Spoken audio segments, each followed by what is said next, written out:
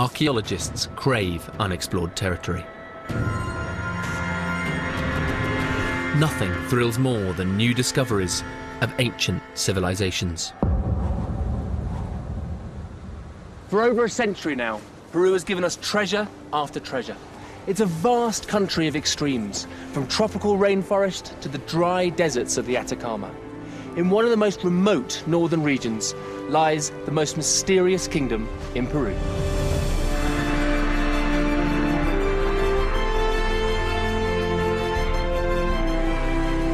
I'm Jago Cooper, and as an archaeologist who specialises in South America, I've always been fascinated by the secrets and mysteries buried deep in these awe-inspiring and forbidding landscapes. The history of this continent has been dominated by the stories of the Inca and the Spanish conquistadors. But in this series, I'll be exploring an older, forgotten past, travelling from the coast to the clouds in search of ancient civilisations as significant and impressive as anywhere else on Earth. In remote northern Peru, one such civilization thrived for over 500 years. They were called the Chachapoyas, which translates as the people of the clouds. And who they were is one of the greatest archaeological mysteries of the Americas.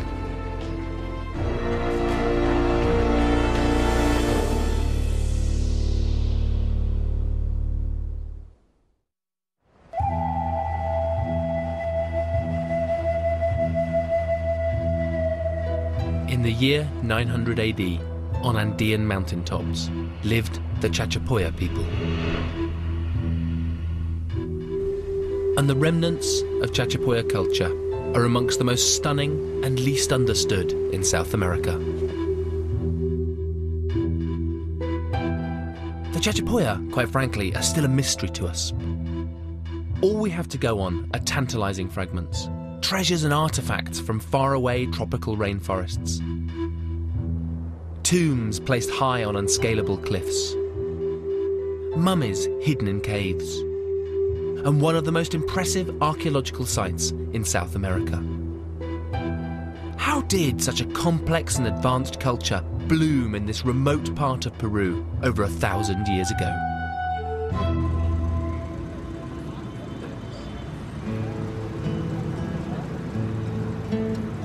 Before venturing into the mountains, my investigation into these enigmatic people begins here in the Peruvian capital, Lima.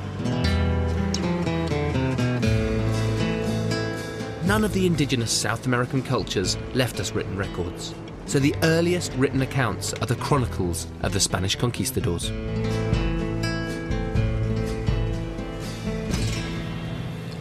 In 1638, a century after the Spanish arrived, Father Pedro Calancha, one of the first chroniclers, ventured into Chachapoya territory, and he wrote of the Chachapoya people that they were bellicose and indomitable, herbalists and sorcerers.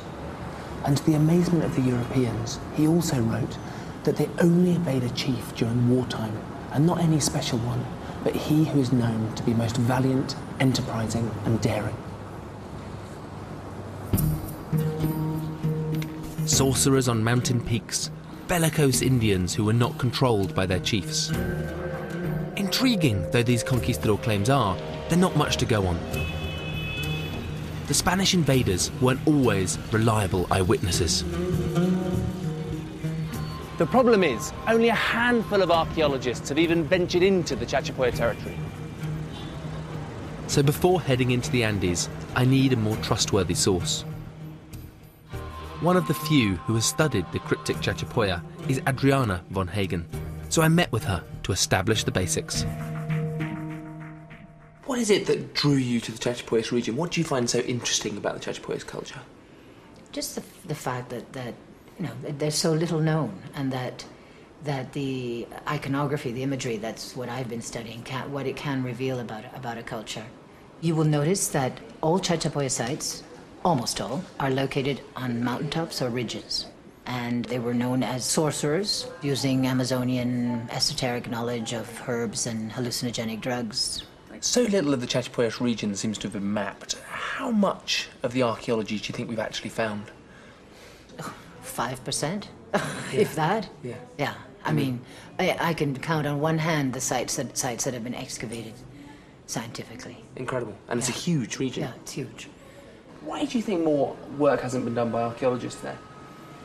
Mainly because it's isolated. At least it's isolated to us in our Western sort of concept of getting to places, distant places. I mean, for the free Colombian people, walking for 2 weeks is nothing. But for us, even driving for a day is a long way.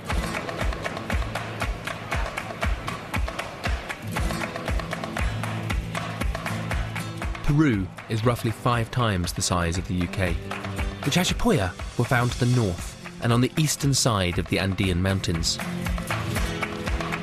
In 9,500 square miles of challenging terrain. After a flight from Lima and a 14-hour drive, I finally arrive in what is, to this day, called the Chachapoya region. And seeing the epic landscape for the first time, it strikes me that this isn't an obvious place to build a civilization. The first humans made their way across Alaska and into North America over 14,000 years ago. Over the next 1,000 years, they travelled southwards, along the Pacific coastline and through the continental interior to colonise and populate South America.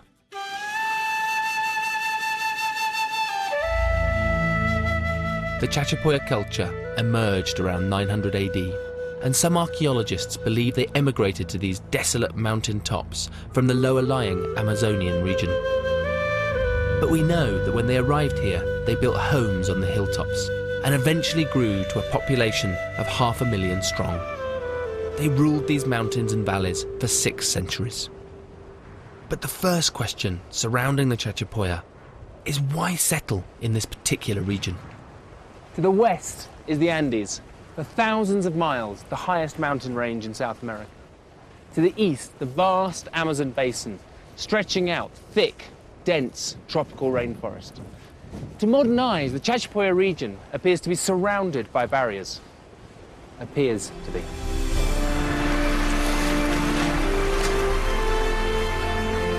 Archaeologists have to look beyond first appearances.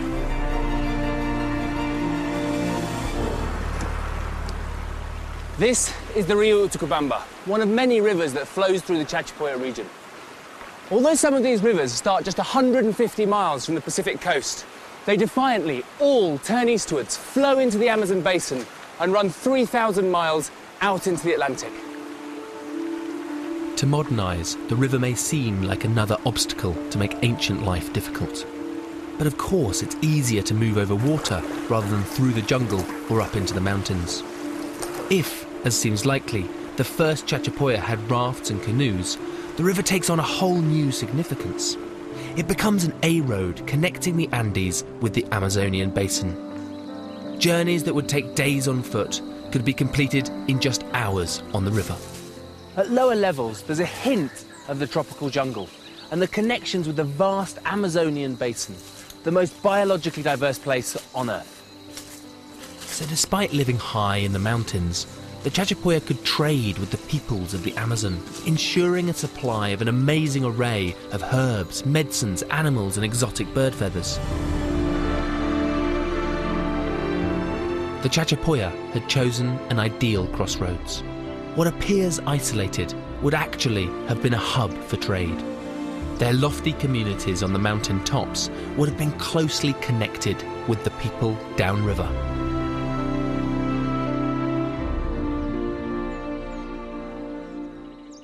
This is beeswax, a typical product of the Upper Amazon, and is exactly the type of exotic commodity that they would have traded up into the mountains and beyond.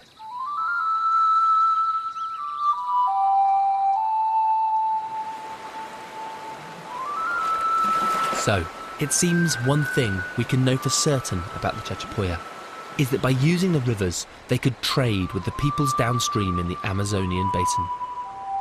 The vast majority of the materials traded from the tropical regions were perishable, but some of that evidence still survives.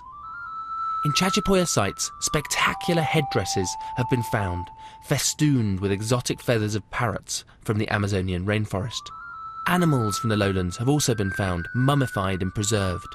With such a rich supply of resources close by, it appears the Chachapoya thrived, transporting the tropical goods deep into the Andes. These transactions undoubtedly enriched the Chachapoya knowledge of herbs, medicines, hunting and mythology. But this wasn't their only frontier. The Andes is the longest north-south mountain range in the world. The mountains seem to represent an impassable barrier between inland South America and the Pacific coast. Like the rivers, the mountains might appear to be a massive obstacle to the Chachapoya, but again, we shouldn't go on appearances alone. Deep canyons like these, carved over centuries by the Rio Marañón, provided the lowest routes into the Andes for hundreds of miles in either direction.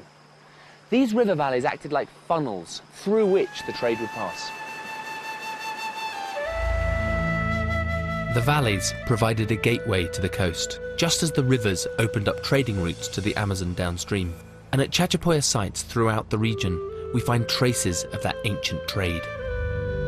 I'm going to the town of Chachapoyas, the administrative capital of the region. Here, the Chachapoyas Ministry of Culture has a treasure trove of artifacts hidden away. Y pásame otra vez. Perfecto. Stacked in a cupboard, there are finds from miles around. Watched over by mummified remains from a Chachapoya tomb, they're allowing me to take a closer look.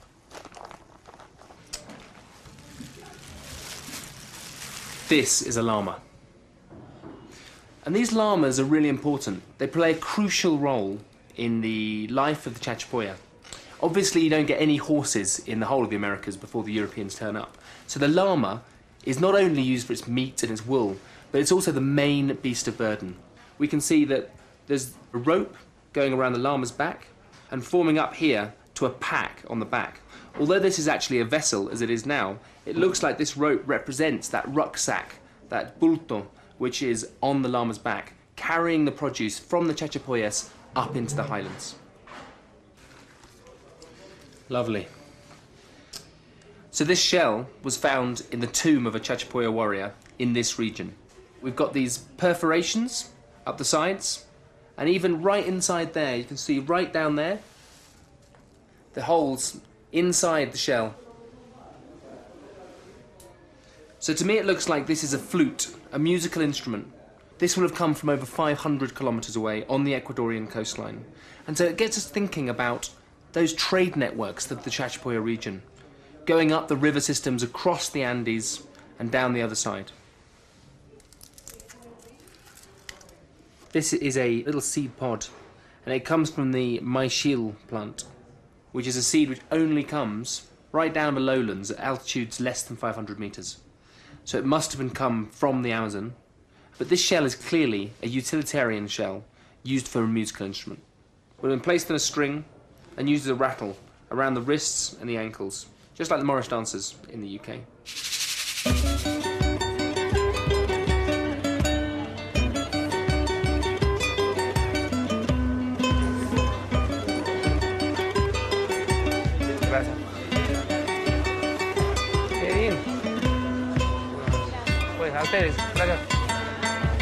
But goods aren't the only things that pass along busy trade routes. With trade comes communication. With communication comes knowledge. Walking through a local market really highlights the benefits of an effective trade system. You don't have to mine your own mines to get metals. You don't have to forage for days in the Amazon to get exotic plants. What I think is most interesting is that having these trade networks exposes you to the new latest arts, technologies, medicinal plants, and most importantly, new ideas which can affect your culture.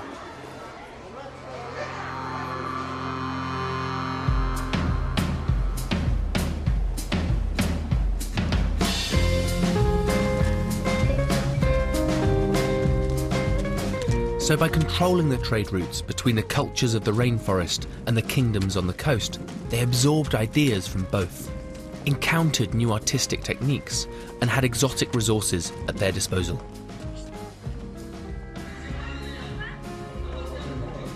Believe it or not, the Chachapoya were pretty cosmopolitan.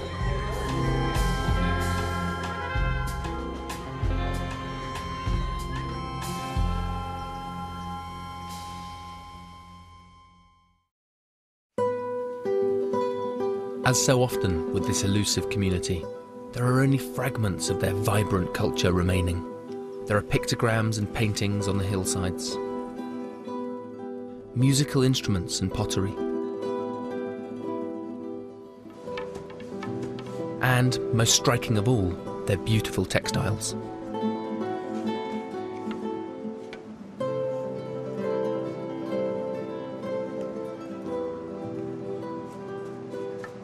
The Chachapoya region has always been famous for its woven textiles.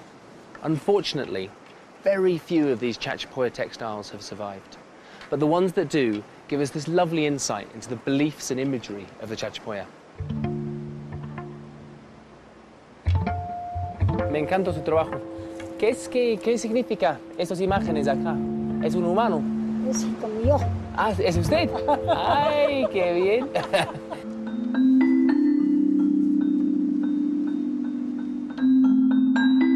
Chachapoya tunics and blankets were patterned with colourful animals, serpents, and strange frog-like creatures.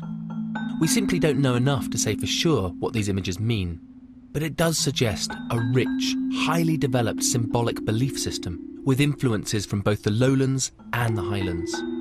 Decades of work may be needed to even begin to understand the imagery and the tantalising clues it provides to Chachapoya culture.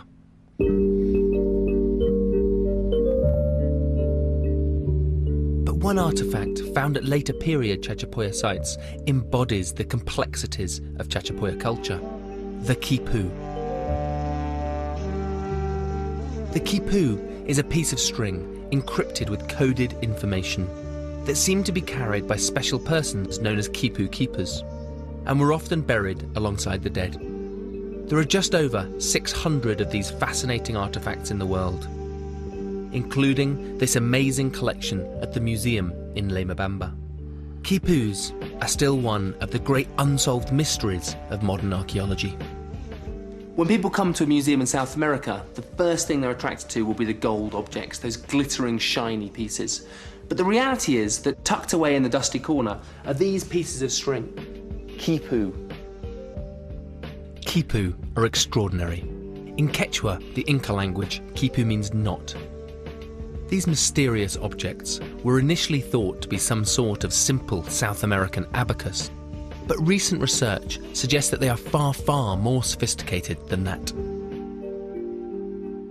If we think about our own language, we have 26 letters.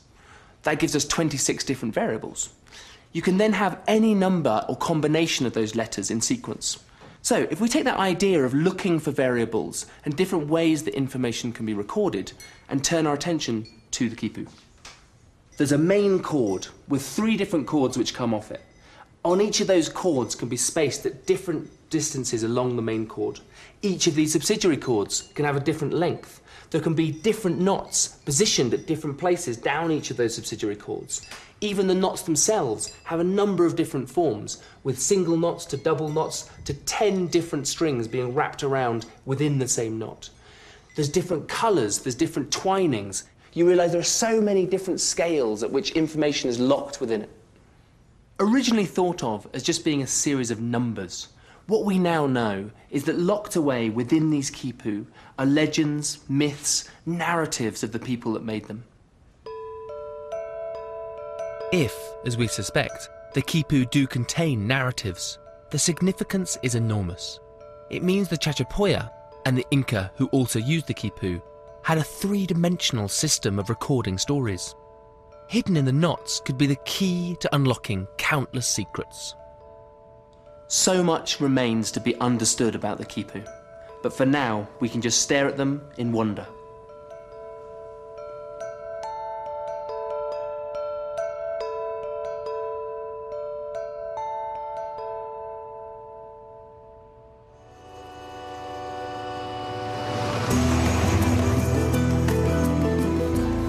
We know that the Chachapoya were a trading people, and that they absorbed influences from across the region.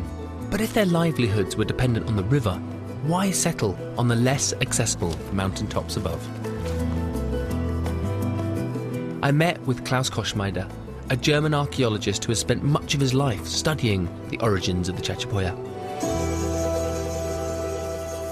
What's distinctive about like a residential complex of the Chachapoya? The residential complexes, they are on top of the hills, while the ceremonial centers are on the slopes of the hills. And why do you think the Chachapoya put those settlements on top of the hills? The main reason is that the settlements are on the level of the cultivation sites, of the fields. They were cultivating maize and potatoes, and this is in higher altitudes. In the Andes, different altitudes provide different microclimates where different crops could be grown. Thus, at the optimum height for cultivation, the Cloud people built their impressive villages. Settlements can tell us a great deal. The architecture and layout of the buildings can provide invaluable insights into the way the Chachapoya lived. It's great to be inside one of these Chachapoya structures. What's distinctive about Chachapoya architecture? Chachapoya structures are round, and we have a decoration in form of friezes, mostly in zigzag form. It's an universal motif of the Chachapoya. Just looking around this Chachapoya structure, I can see these beam slots in the walls. What does that tell us about this structure? The beam slots possibly were to put a second floor to this house. But having multiple stories in a house is very unusual for South America.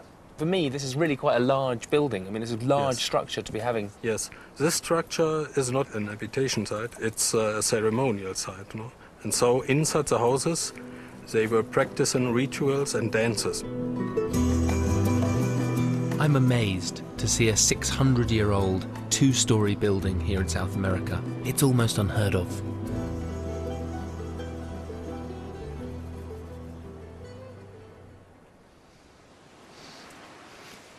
I'm struck by how sophisticated these structures are. This reconstructed building reveals that the Chachapoya were not just talented traders, but skilled architects and builders. But the settlements pose as many questions as they answer.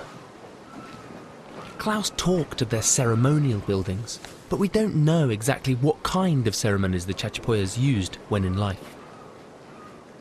But we do know about rituals around death, which can tell us a great deal. I want to see for myself the elaborate Chachapoya burials, so I'm going far off the beaten track, beyond the road network, where the remains of the Cloud people lie undisturbed to this day.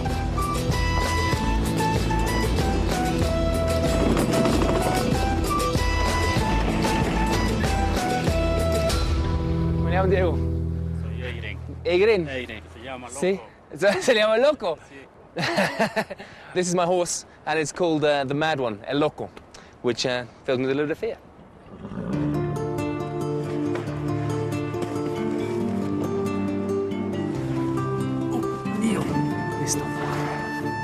So I've got a lovely saddle of cloth underneath here. The stirrup is made of old tyres, and me, El Loco, the horse, are ready to head up the valley.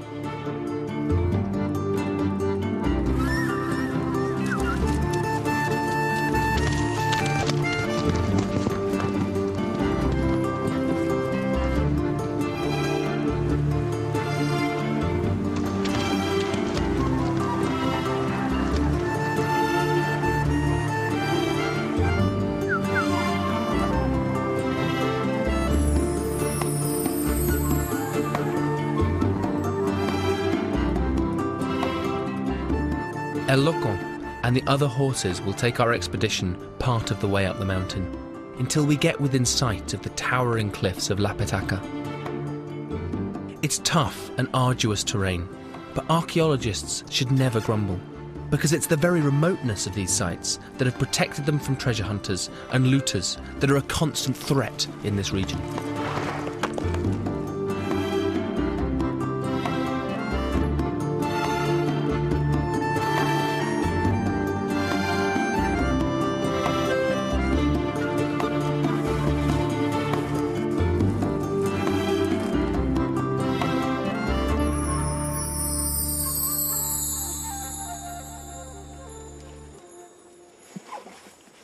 Hola, Máximo. Hola, Diego. ¿Cómo estás? ¿Todo bien? Muy bien. Bueno, me encantó. Bienvenido. Sí. This is the most insane spot. We've just come down from the top of the mountain and caught up here with Maximo, who's one of Peru's best mountaineers. The reason I need Maximo's climbing wisdom is that I'm here to see for myself the cliff tombs of the Cloud People. These vast cliffs in the remote site of La Pataca are a true necropolis, a Chachapoya city of the dead. I never thought I'd be sitting on the edge of a mountain, about to drop off and feeling bloody terrified. It's a seriously long way down.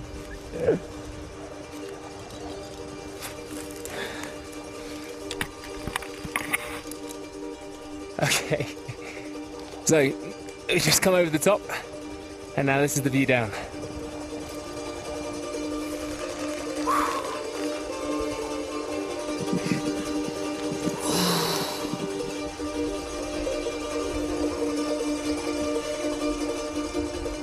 You can feel the sensation of the rope grinding on the limestone as you go down. There's a 300-metre vertical drop from the top to the bottom of the cliffs. And even with expert climbers and the latest equipment, it's a daunting prospect. But astonishingly, centuries ago, the ancient Cloud People not only climbed up and down these crumbling limestone cliffs with their dead, they actually built on them. You can see signs of Chachapoya walls on this rock face. They've come up here and built these walls on this vertical rock face.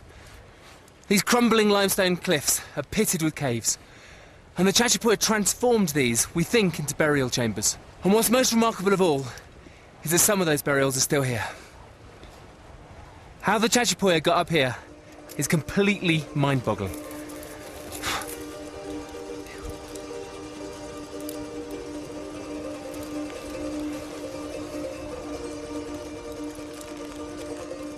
Coming down the ropes, you can see behind me, unbelievably, there are still Chachapoya burials intact. The bones of these ancient people poke out all over the cliff, alongside the occasional vulture's nest. But the true revelations come inside the tombs themselves.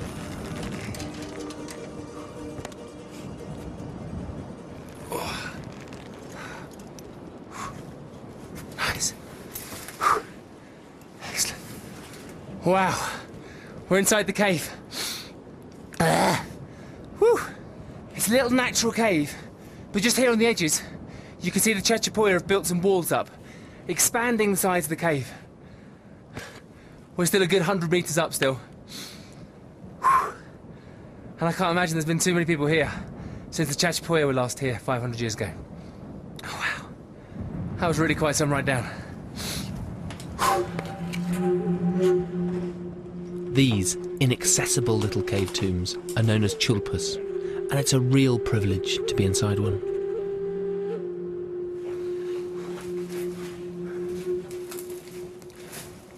The cave is full of little nooks and crannies.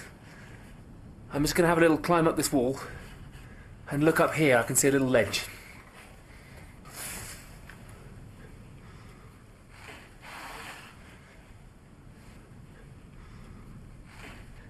Inside this alcove is a human skeleton that is still articulated, it's still intact, all the bones are in the correct position. And you can see that it's been wrapped in some sort of tunic or shroud. That is truly spectacular. This cave is just one of many within the honeycomb cliffs of La Pataca, and all the remains appear to be carefully, ritualistically positioned. Wow. Okay, we're going to be really careful here, because there are bones on the floor. If you look over here, we can see some remains of some Chachapoya. I've never seen anything like it. The way that the bones are assembled makes me think they might have been defleshed before they were brought here. The way that all the skulls and long bones have been laid out, there seems something quite particular about how they've been placed against this rock. They've just have laid here for at least 500 years. We can see a whole group of long bones, skulls, a knee joint. It's just incredible to see it all lying here. Some of the chilpas contain a single burial, others multiple burials, possibly families. And here you can see some of the teeth in the lower mandible. And judging by the tooth wear, this is an old individual. And the teeth have been worn right down. It's remarkable that you get this level of preservation in these caves. It's only when you see the thought and effort that has gone into placing these remains here, protected from the elements, that you understand just how important caring for the dead must have been for the Chachapoya. There's something really eerie about this tomb. This is somewhere the Chachapoya clearly wanted to keep alive in their memory. They've come here again and again. There's dozens of burials just in this cave alone. So the fact that it's been abandoned and desolate, and that we're the first people to visit it for so long, there's something so poignant about that, I think. You might think that placing their dead inaccessibly high up in the cliffs meant leaving them alone. But astonishingly, some of the rock inside is worn smooth, which suggests repeated visits to these caves. Finding archaeology like this in context is crucial, because if we want to interpret and understand what the Chachapoya were doing, we need to see it exactly like this, just how they left it. I'm not going to touch any of the bones. I want it to be left here exactly like it is. And then hopefully one day, some archaeologists will be able to come here and take a lot of time to excavate this cave properly.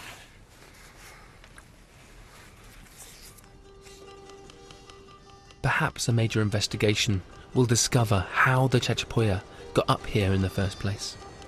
I can see intriguing beams sticking out from the cliff, and we've already seen that they were skilled at construction.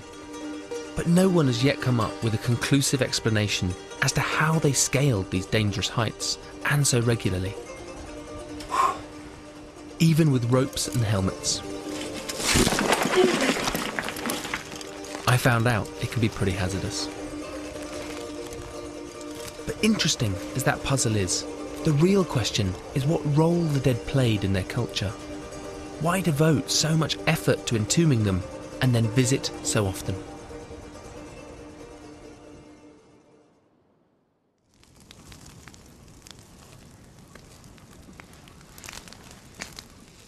Finding an answer isn't easy, but a different kind of tomb provides another clue, albeit one tainted by recent history. Chachapoya sites are hard to find. You often have to come right up into the hills to try and find them. But they're also becoming increasingly vulnerable. In 1996, some cattle ranchers were pushing through a valley like this when they saw a tree had fallen down off the side. Behind the tree was a small opening. Curious, they went right inside and found 200 Chachapoya mummies. The site was called Laguna de los Condores.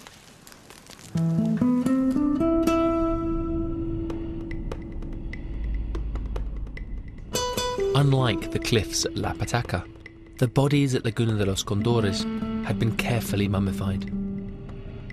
These were mummies dating from a later period when the Chachapoya culture overlapped with the Inca culture.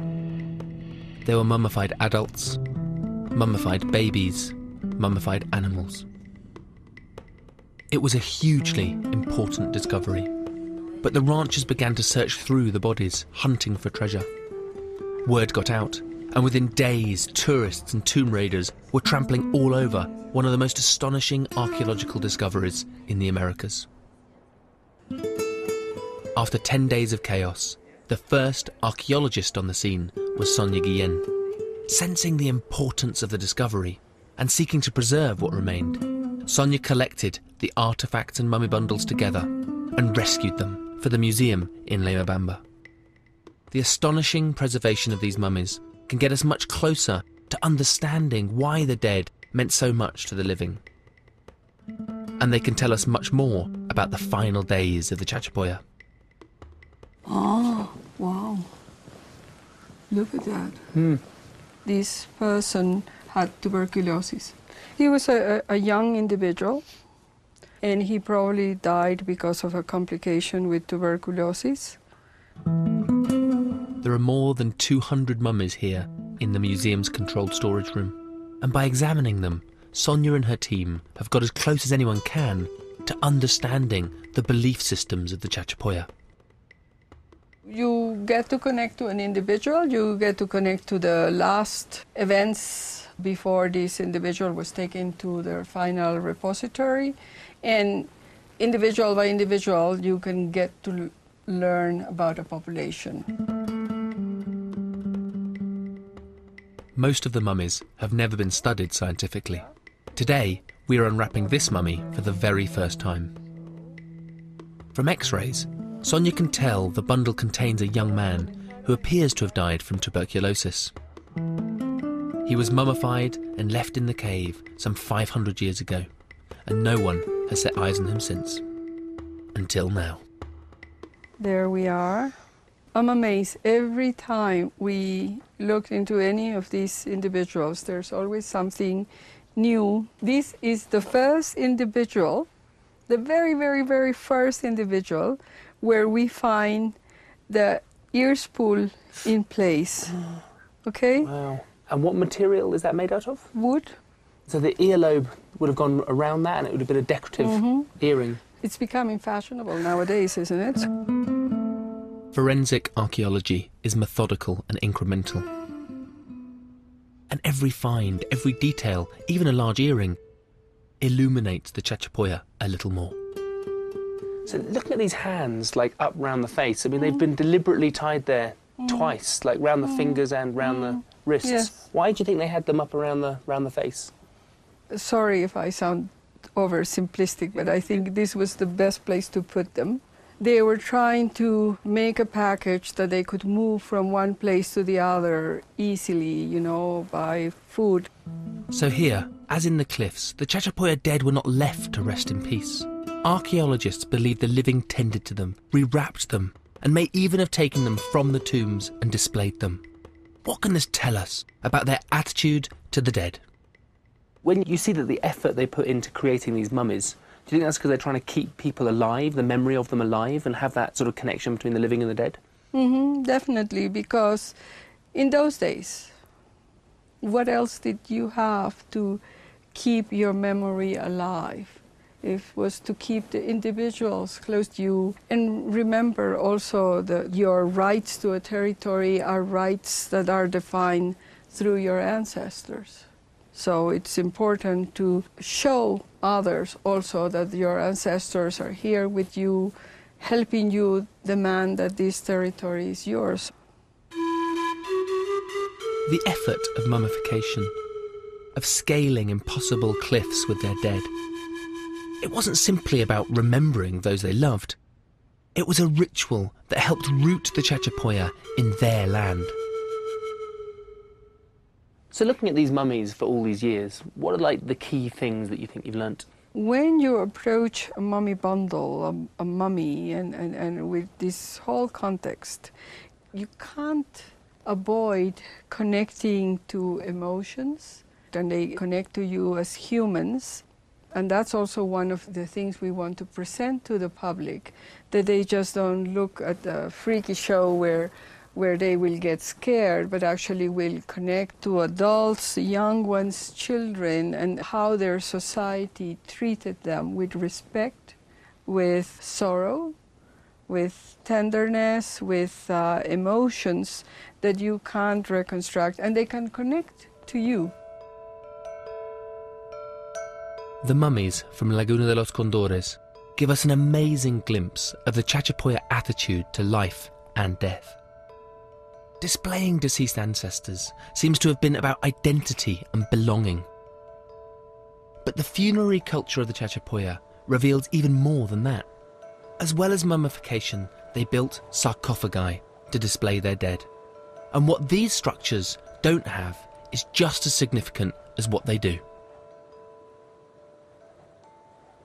How a people bury their dead is one of the best ways of identifying hierarchies. What's interesting about the Chachapoya is that they appear to be egalitarian. There are hundreds of sarcophagi like this, with men, women and children buried inside. But significantly, there are no elite burial sites, no royal tombs. Unlike many other ancient cultures, nor are there depictions of servitude or of regal figures being worshipped.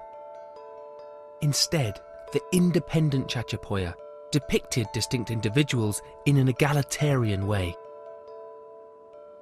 I've dug burials in a lot of different places around the world, but I've really never seen the burial type like this.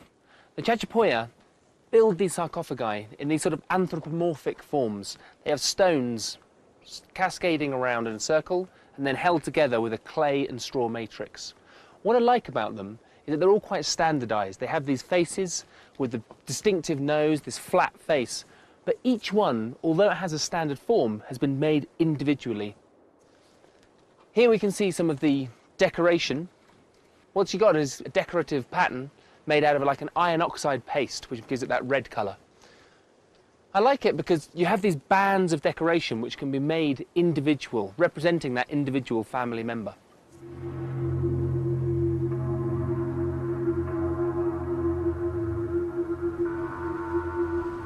These strange sarcophagi appear like ghosts on the landscape.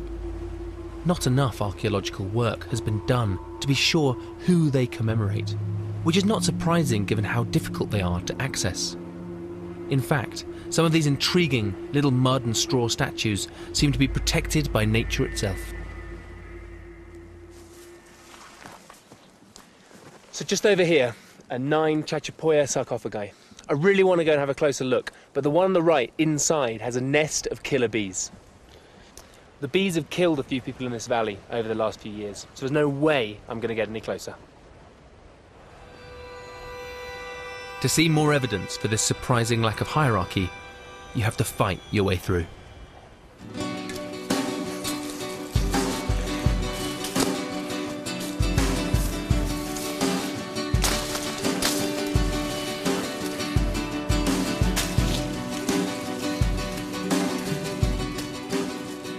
Archaeological sites are always covered with things that sting and spike, which is why it's always good to have a machete to hand. But it's quite fun.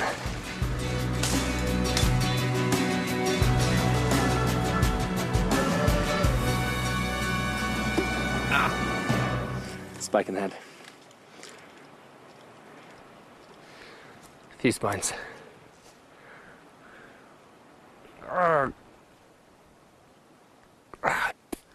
It's really in quite deep, actually. I'm going to be careful here. It's gone through there and across to there. Okay, I'm going to need someone else to get on the pliers, actually. Ooh, that was quite painful. I'm running out of amount to pull. Okay, got him. Got it. Oh, that's painful. Okay, on 3, I'm just going to pull it out. 3, 2, 1. Beauty. And here's our little friend. Now it's time for some revenge.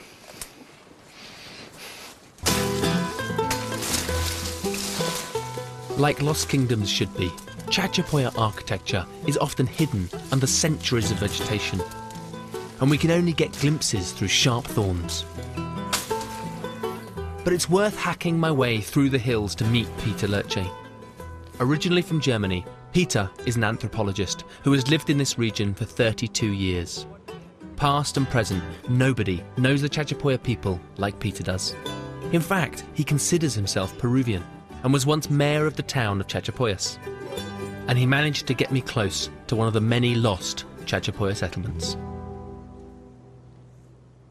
So what's the name of this site? This site is Yalape. Yalape. Yalape. It's a Yachta, Chachapoyan Yachta population center. And what are we looking at here? What's this? This is a ceremonial center of Yalape.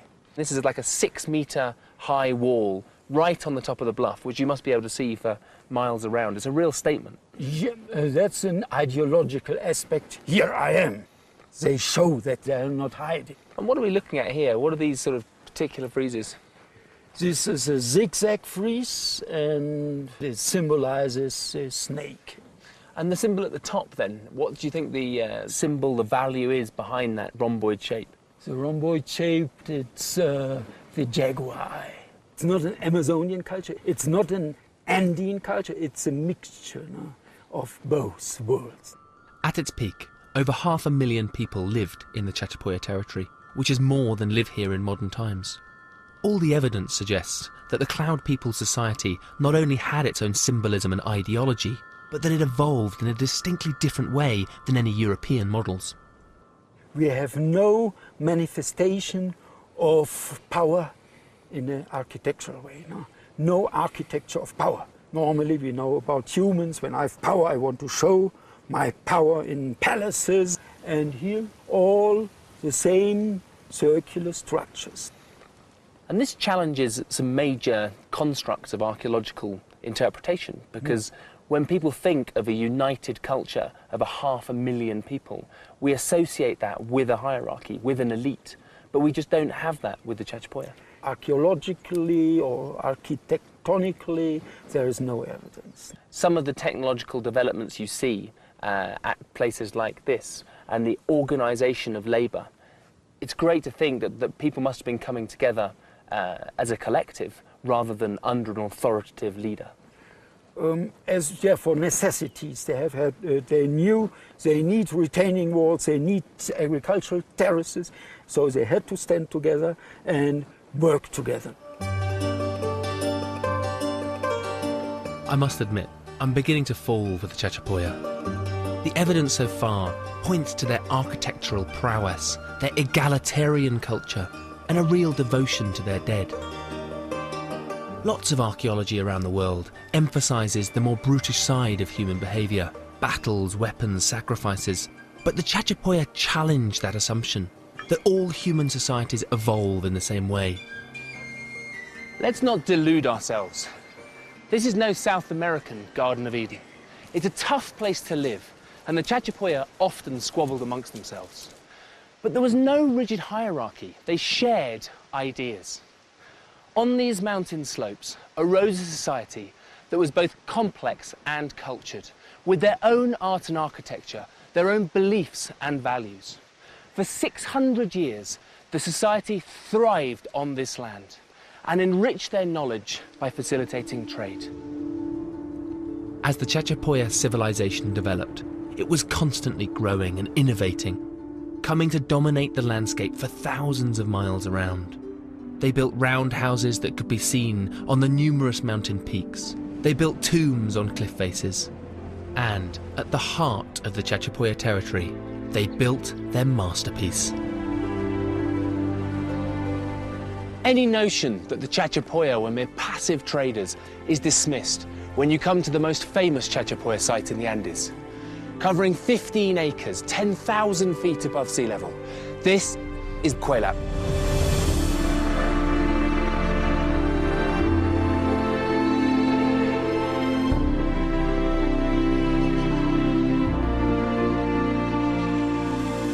It's an epic statement of the power and skill of the Chachapoya. It's estimated that Cuelap took centuries to build, and it's probable that the people who lived here were constantly reinforcing the structure. In places, the thick platform of stone is over 65 feet high, and some of the finely cut limestone blocks weigh more than 3 tons. This is a building of such awe-inspiring scale, it's hard to believe it was built by hand. You don't have to be an expert to see the sheer scale of work that's gone into building Cuelap. These 60-foot-high walls enclose a site that has transformed this mountaintop. The question is why? Why would the Chachapoya carry hundreds of thousands of stones like these up the mountainside to build this incredible site? In part, it was a safe haven. The 3 entrances into Cuelap are in themselves clever and defensive. The entrances initially appear open and welcoming, but any gung-ho enemy charging through will quickly find the walls narrowing until there's only space for a single warrior to pass. And so if the Chachapoya wanted to fend off an invading army, the architects who designed this entrance would have made it easy for them to pick them off one by one. Like so much Chachapoya archaeology, scandalously little research has been done on Cuelap. And to document this astonishing ancient citadel would take years. The sheer scale of the site is incredible, with over 400 stone buildings hidden beneath the undergrowth. I met with Alfredo Narvaez, the archaeologist who has been studying the site for years. ¿Cuándo han llegado la gente acá? ¿Cuándo es el parte principio del sitio? Los fechados más antiguos que tenemos son de alrededor del siglo VI, o sea, 500 después de Cristo, pero sospechamos de que la ocupación comienza antes, quizás en el 400 después de Cristo ya el sitio comienza a crecer. Alfredo believes the site was occupied for more than 1,000 years, though whether the first people here were Chachapoya or an earlier culture is unclear.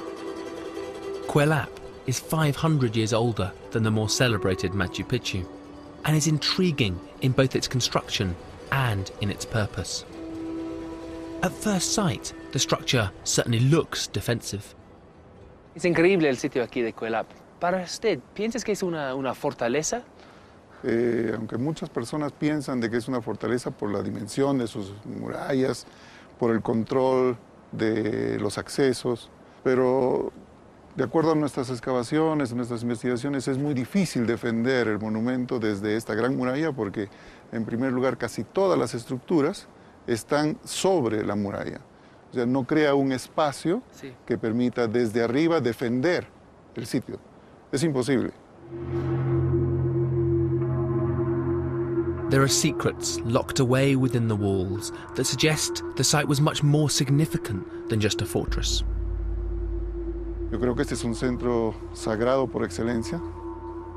Cuando las comunidades que vienen de fuera a construir llegan al lugar, no solamente vienen con ofrendas, con comida, con mucha bebida y hacen mucha fiesta para construir, sino que también traen parte de los huesos de sus ancestros. Y los deben haber traído en bolsas, en tejidos, y luego colocados en diferentes lugares. Este monumento es en realidad un inmenso cementerio. La gran muralla externa está completamente llena de entierros secundarios.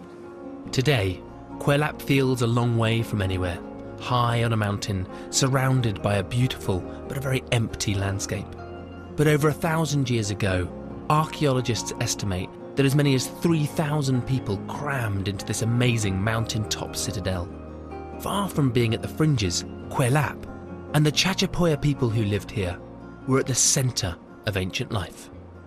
Entonces tenemos esta idea de una cultura bien definido y bien sabido del área de parte grande de Sudamérica.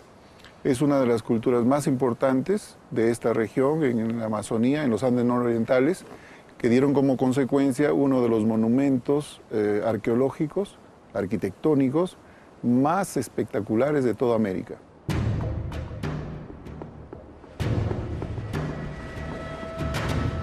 But the Chachapoya world was under threat.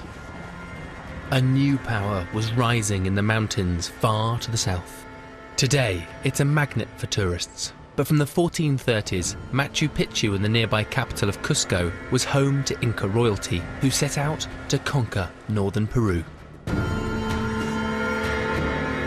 What the Romans were to Europe, the Inca were to South America.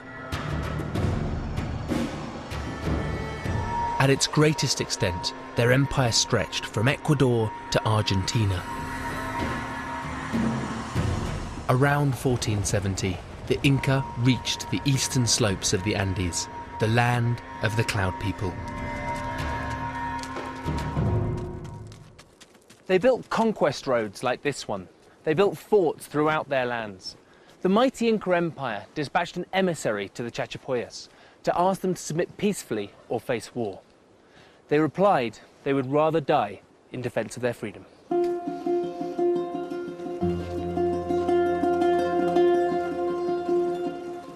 Above all else, the Inca coveted the valuable Chachapoya trading routes. Access to the Amazon was everything. But the Inca foot soldiers struggled to suppress the Chachapoya people. They rebelled and had to be reconquered twice. The Chachapoya paid a heavy price for their resistance. The Inca Empire had a policy they called mitme. A conquered people would be dispersed far and wide, forcibly removed from their home territory to far-flung parts of the Inca Empire. The Chachapoya people were scattered and broken, sent to what's now Ecuador and to the shores of Lake Titicaca, where to this day there is a town called Chachapoyas. Some estimates suggest as much as half the population were exiled, with many others killed. Only a few Chachapoya remained in their homeland.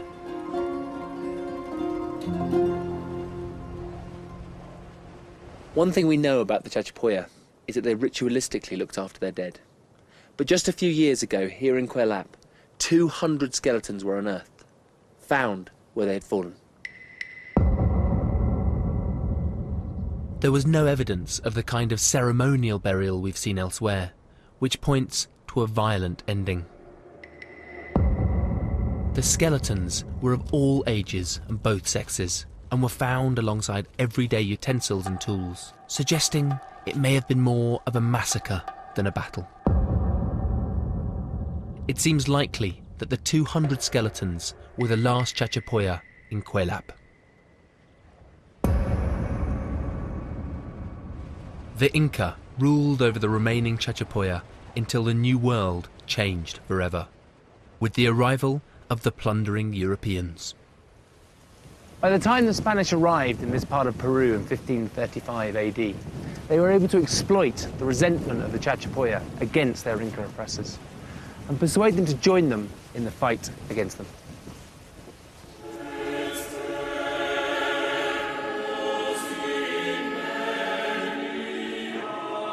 Meeting with the Europeans was to prove fatal to Chachapoya culture. The invading Spaniards brought missionaries in tow, who set out with evangelical zeal to convert the indigenous population. Worse was the smallpox, measles and diphtheria that swept through the Chachapoya in the years that followed. Within just 2 centuries of the Spanish arrival, 90% of the remaining Chachapoya had perished. The kingdom of the Cloud People contained only clouds.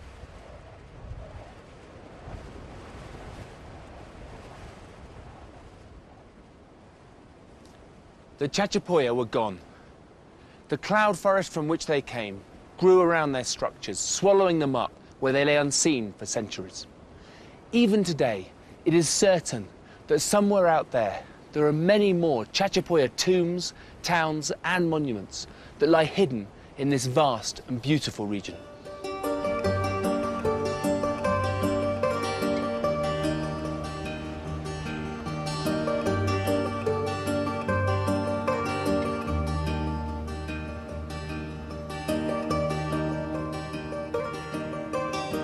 Coming down from the Andes and returning to Lima, I realised the size of the challenge in truly understanding the Chachapoya.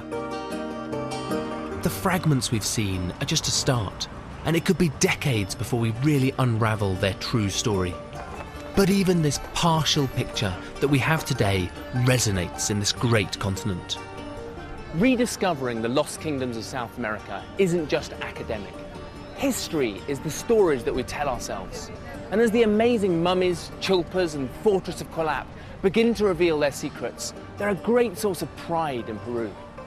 And they're also a reminder that the cultures of South America thrived long, long before Europeans appeared on the horizon.